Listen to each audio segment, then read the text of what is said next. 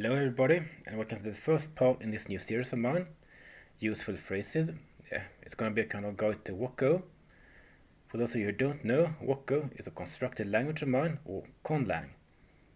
The first useful phrase we're going to discuss in this series is the very phrase, useful phrases. In Woko that is Mekoi Talayul. Let's see if we can have it large. There it is. They have it in IPA. If you know IPA, otherwise you can just try to repeat after me. Mekoi Talayul, or something like that.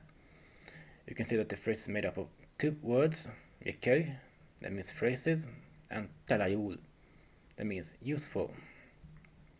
We shall start by looking at the first word, Mekoi.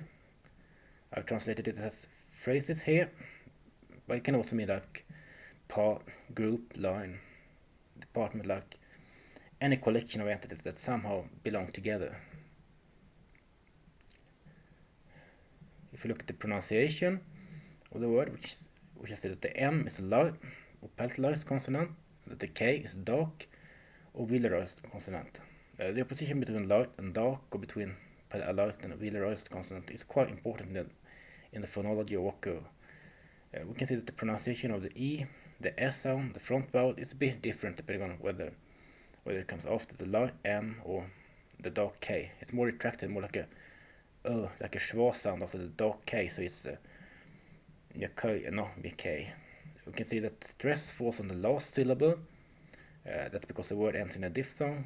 In Woko, if a word ends in a diphthong or a long vowel, then stress falls on that last vowel.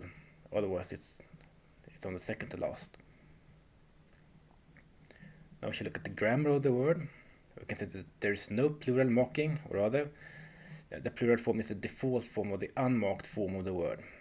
If you need to indicate a singular number, you can use the article ta, so Mekoi can mean the phrase or a phrase.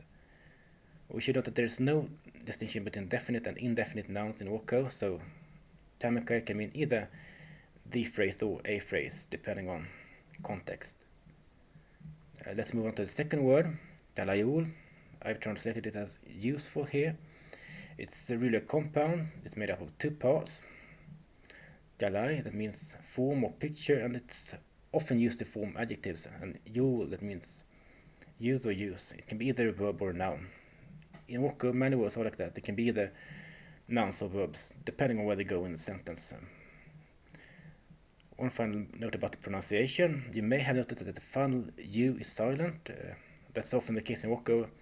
An answer's word final U is often dropped, especially if it comes last in the utterance. So we've been taking a look at the words one by one. It's time to have a look at the syntax, how they work together.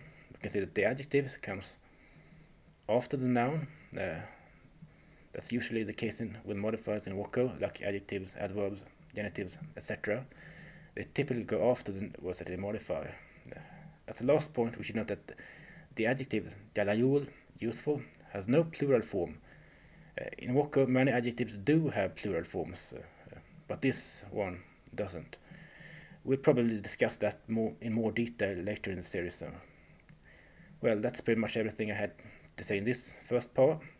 If you want to know more about my constructed languages, you can visit my website at www.constructedlanguages.net.